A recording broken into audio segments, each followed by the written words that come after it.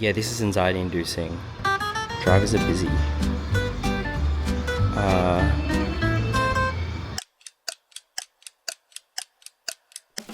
Maybe I messed up. What if I don't get back to Melbourne? This is really bad.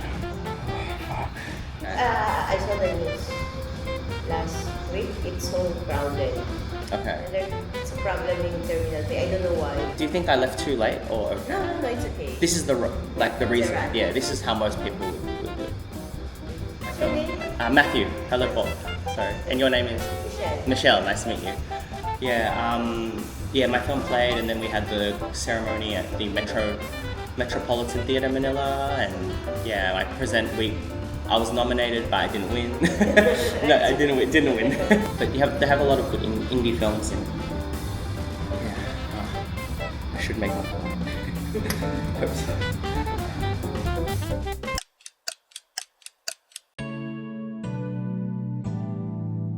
On the day I arrived, staring at the big red ball. Saw this big ball and I thought that's really cool, you know?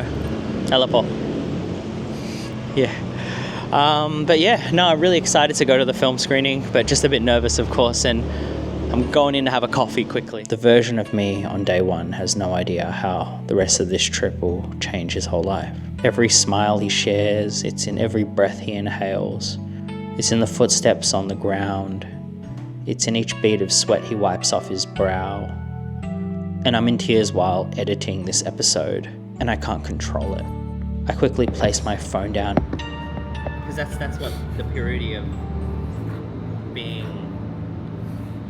I quickly place my phone down as if filming myself would act as a barrier. Sure enough, the tears stop. As soon as I turn the camera on, I'm a bit more self-aware. And this defense mechanism helps me move forward. I can keep editing, keeps a safe distance between me and the memories, because I don't want to shed too many tears. I've got a whole day ahead of me, and these were good memories, so I don't need to cry anymore.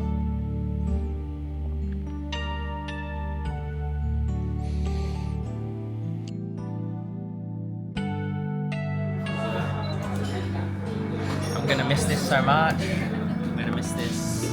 And after all of this, humidity, sweat, feelings, emotions, it's back to rainy Melbourne. And I need to get back to the edit, so...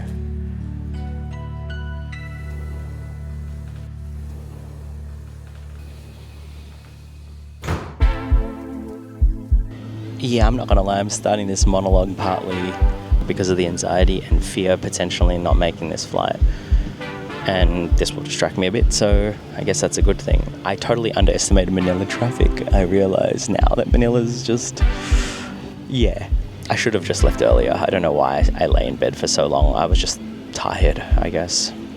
And also, yeah. But anyway, the point is, I finally found a Grab. It took a long time to get one. There's been a theme I've had on this trip about control and the things you can't control. And as a filmmaker, we like to control things. Like, I mean, I'm a director, of course I want to have control, but in this life you can't always have control. The Philippines has typhoons and natural disasters and floods and rainfall, and those are things like the weather you can't control, and you can't control traffic either. I had no control over a lot of things, but I've just had to kind of go with the flow and live in the moment, and that's a beautiful thing. Let the music write itself. You know, these things. I look left to right and I see beautiful images that I won't see for a while. And to have experienced this, I had to let go of the anxiety to allow myself to experience this. If I would really listen to all my anxieties, I probably wouldn't have been back here. You know what's even crazier? Like, this is again back to having no control of anything. I have been on this trip for a few days and I've taken quite a lot of grabs and I haven't had a toilet break yet. So on the way to the airport, where it's the most busy time, when literally every second counts, that is where this happens, of all times. So that's the nature of it, you know. It is what it is.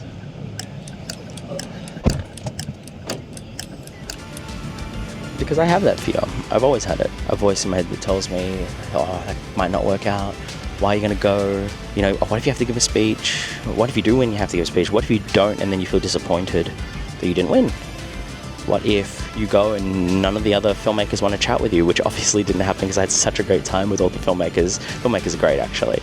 But yeah, what if? There's all these what ifs, and those anxieties, they can eat away at you. They can really put you in a position where you don't feel great. And looking at this traffic right now, I don't know if I even feel great, to be honest. Okay, finally a bit of movement. I'll show you how my setup looks too, by the way. It's a very dangerous setup. You gotta see this. Yep, there you go. And then you gotta see the traffic too. This is Manila traffic. That's how it goes, you know? And you just gotta ride that wave, you gotta ride that inspiration, you gotta ride that moment, you gotta ride that, you gotta fall in love. Let that happen too, because love can happen. Love always happens. Love's all around. Okay, this is about to fall off. I am not feeling safe with that. I'm gonna put this on.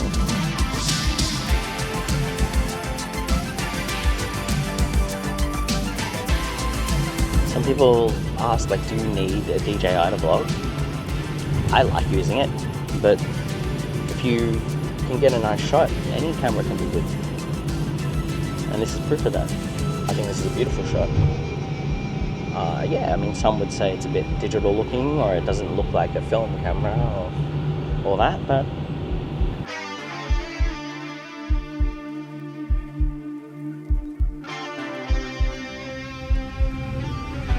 okay, I'm gonna have to switch this off to focus. So.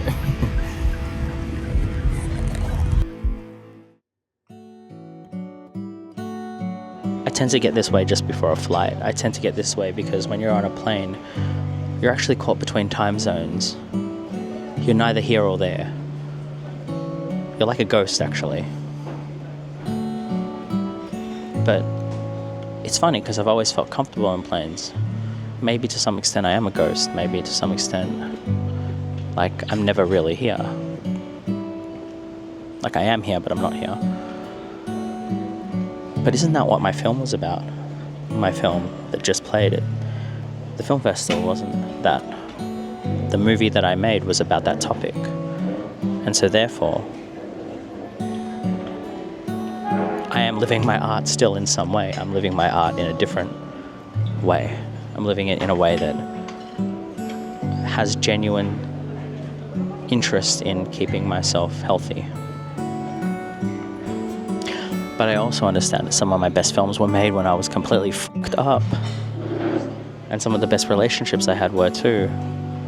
Inevitable that they would burn out quickly, that sparks would fly, and so I have this existential crisis about the kind of work I make, because I am all those things. I am a ball of light and warmth, and I have empathy, and I have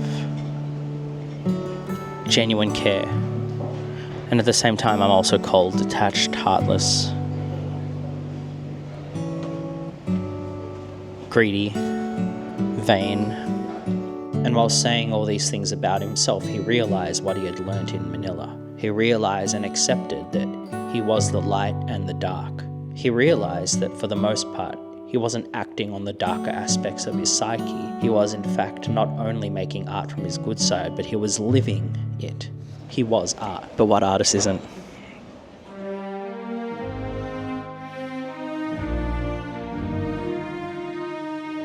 I think the difference is I'm seeing less of that in myself and more of the other side, because I spend more time with the good parts of me, because it's all in my control. And I talk about having no control of things, like you have no control over the weather and you don't have any control over traffic. But maybe, just maybe, we do have control over our emotions at the very least. And maybe as an artist you have control about what kind of work you make, because it does have a real world effect. These are the kind of thoughts I get before I get onto a flight. This is what always happens to me, and I know it's kind of melancholy and kind of funny and a little bit like, I don't know, melodramatic. Airport lounge musings. Cheers. Cheers to that.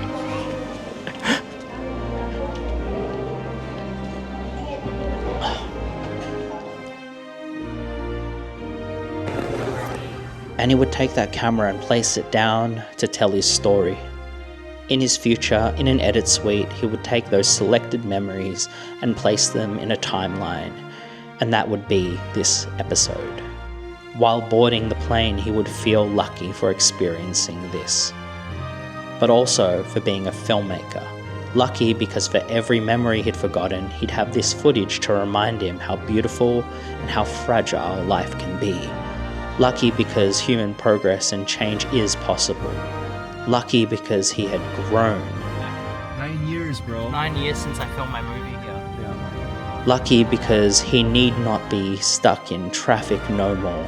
No, not at the red light, waiting, but instead taking flight.